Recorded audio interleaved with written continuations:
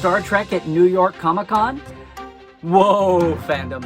I have 4 things to say to you.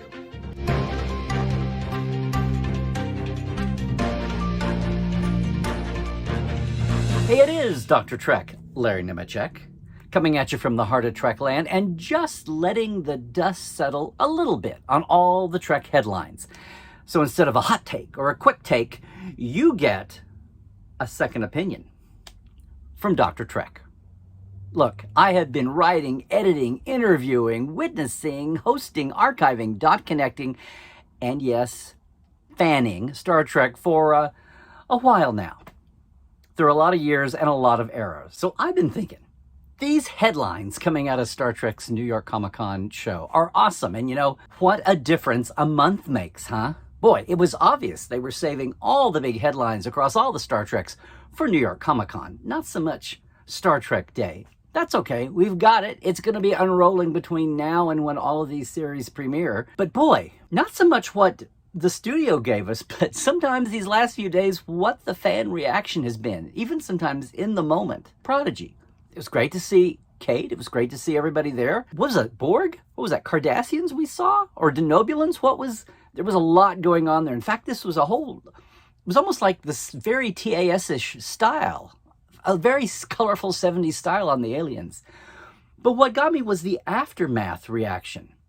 There was a lot of Twitter. I've seen YouTubers, not that I, wallow in the toxic tubers, but people attacking Kate for what she said about generational Star Trek fandom. Acting as if, they're attacking Kate to act as if, basically, that TAS didn't exist, that the original animated series didn't exist. Kate said how this is great that Prodigy is aimed at kids, and that finally there was a Star Trek for kids. Well, of course, all the series have been watched by kids in context with their parents. And of course, the original series was on Saturday morning in its animated form. Nothing has ever stopped kids from watching another show, another Star Trek series, especially if they had adults, somebody in the family, older brothers, sisters, somebody to help and, bring them along, answer the questions, be a comforting presence as they started absorbing Star Trek.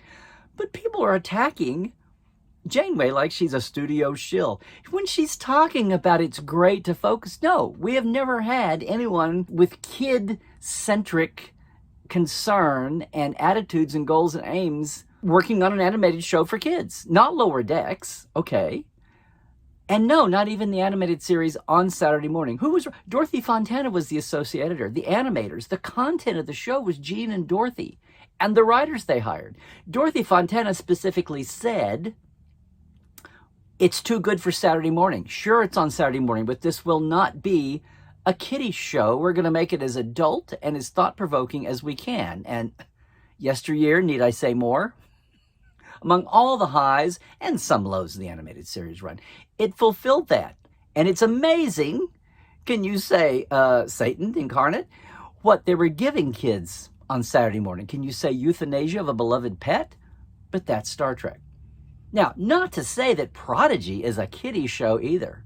In fact, I think the most surprising demo is how many kids are watching Prodigy, how many adults are watching Prodigy with their kids, but also how many adults are watching Prodigy with no kid in the room. Yeah, you know who you are. Prodigy is not a kiddie show, but it's clear that the way it's structured, there's technobabble. There's high concept ideas in Prodigy. But it's all being reacted upon. It's all being seen through the eyes of basically teenagers. So, yes, when Kate says it's the first Star Trek finally aimed at kids and to be enjoyed generationally, she meant as an origin point. And if nothing else, she meant in the moment. It's been 15 years since there was any new Trek. Discovery going by, yes, but certainly a lot more adult-oriented and certainly flying by at the speed of sound, if not light, right? It is a half hour. It's more graspable. It is more open to, hey, even preteens. Cadet Alice is 6, and she's keeping up just fine. So why is fandom taking Kate to task? Because, God, they're being too literal, is what I'm saying. Back off, guys.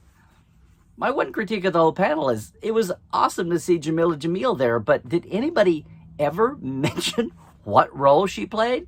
This was a carryover from Star Trek Day. A lot of names got mentioned of new guest stars, very little on character. Well, she's playing Ensign Essentia. She's the Trill navigator on real-life Admiral Janeway's starship. That's her. She's been seen already once, and it was awesome to see somebody with an overlap bringing in, which is the plan, obviously, bringing in the attention from other spheres of entertainment into Prodigy, especially as Prodigy goes global, as Paramount Plus finally goes global, and she's bringing her British audience, she's bringing a global continental audience.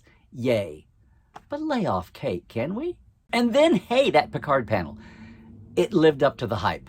That's all people have been talking about, is the Next Generation reunion panel for the Next Generation reunion season 3 of Picard, right? And some great reveals. Moriarty, oh my God. Lore, yes, Lore. It's all being spilled out. Amanda Plummer playing the big bad there. Vadic on her ship, the Shrike. It's great. Hearing Patrick say things like he sees it as a 10-hour movie that the series never got, the movie series never got. But he'd be open to playing one more movie reunion crew. It's amazing how attitudes change on the other side of a COVID pandemic. It's amazing how attitudes change once you get those 2 seasons of 20 episodes done back-to-back time. Yeah. Patrick wouldn't be the first Star Trek regular to change his mind about how he saw his character's future. Leonard Nimoy. That was all awesome. What got me, again, was fandom's reaction in the room. Sure, it was cool to see fan after fan pay their homage, be gobsmacked, be tongue-tied talking to basically the entire cast up there. But people kept saying it was so good to see you after all these years. Acting like this hadn't... Hello, did nobody see the 25th reunion tour? They were in every city around the country, around the continents, for 10 years. The 25th anniversary felt like it stretched 10 years. Maybe it was just 5. But so much of the world had the opportunity to see that cast together, reunited. I didn't understand, aside from the emotion of the moment, so many people at a Comic-Con in New York acting as if this was the first time in 30 years they'd seen them together since the last press tour for Nemesis. The cool thing was, did you notice among all the news there that Geordi's 2 children were named Sydney and Alondra? No one has talked about the fact that those are the names of 2 of his kids stated in Q's fake future in the finale, All Good Things.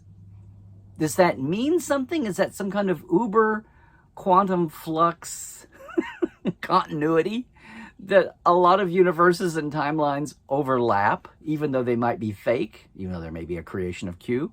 Anyway, interesting choice.